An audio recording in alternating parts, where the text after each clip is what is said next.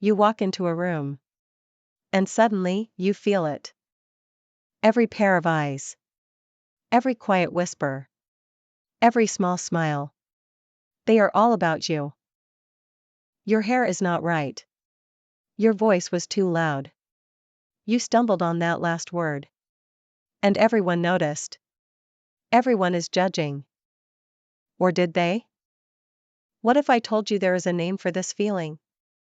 A psychological phenomenon that has been silently running your life, and it is called the spotlight effect.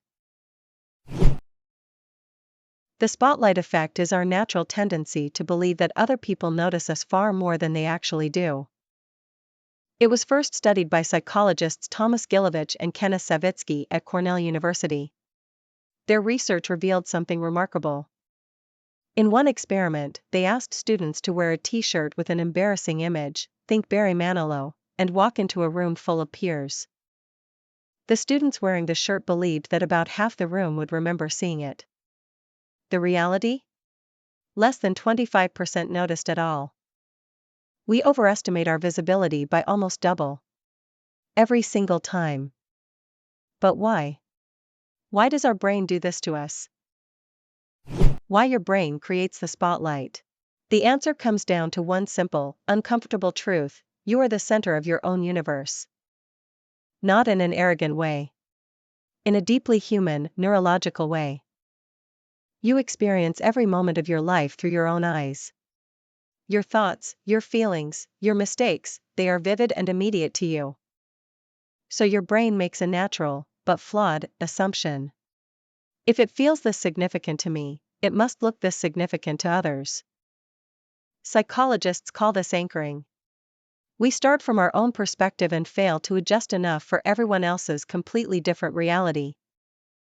And here is the deeper truth: while you are worried about what others think of you, they are all too busy worrying about what others think of them. We are all walking around under our own private spotlight. All convinced we are the main character in everyone else's story. We are not. And that is actually beautiful. The real cost of living under the spotlight. Now, you might think this is harmless. A small quirk of the human mind. But the spotlight effect costs us more than we realize. It stops us from speaking up in meetings, afraid we will sound foolish.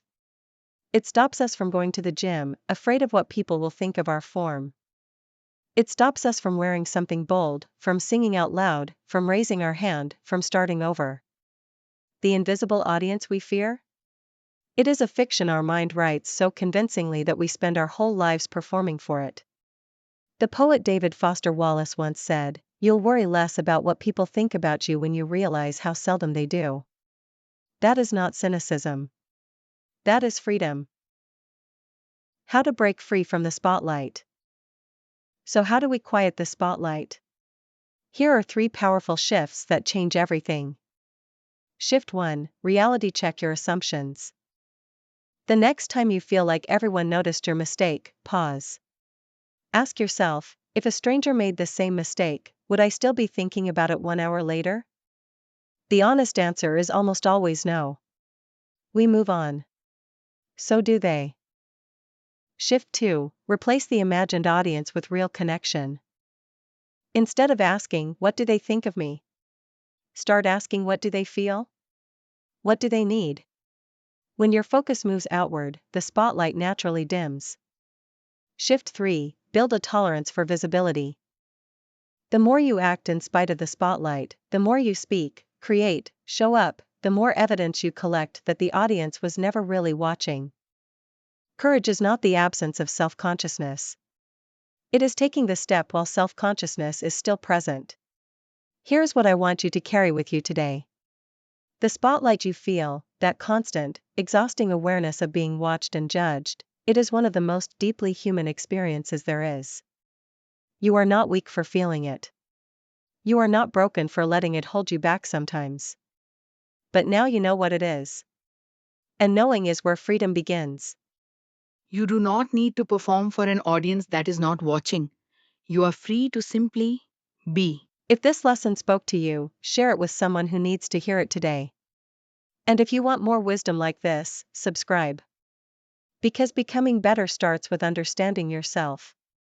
One lesson at a time.